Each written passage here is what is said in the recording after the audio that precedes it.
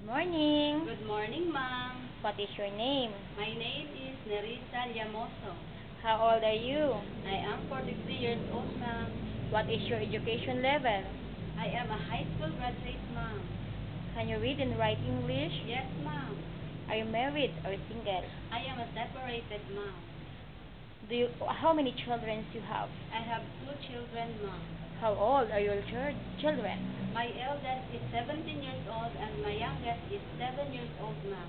Where did you stay? In the province or here in Manila? I stayed in the province, ma'am. Do you have the experience working here in the Philippines?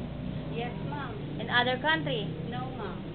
How long you work here in the Philippines? Almost 5 years, ma'am. Do you know how to cook? Yes, ma'am. What kind of food?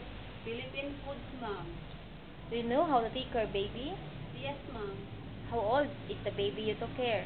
From 1 year old, ma'am. Who is the baby? My sister's baby and my own baby's mom.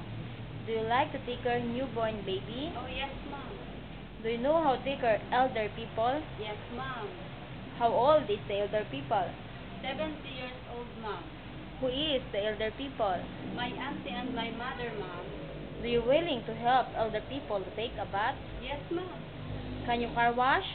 Yes, ma'am. Can you drive a car? No, ma'am. Can you ride bicycle? No, ma'am. Can you finish your contract for 2 years? Oh, yes, ma'am. Do you smoke cigarettes? No, ma'am. Are you afraid of pet like dog? No, ma'am. Do you have allergies? No, ma'am.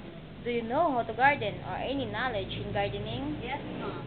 Can you promise not to bring friends inside the house or any place near to the house? Yes, ma'am. Now, why do you want to work other countries? Explain why. To earn money, ma'am, for my children and for their school needs, ma'am. Thank you, ma'am. Thank you.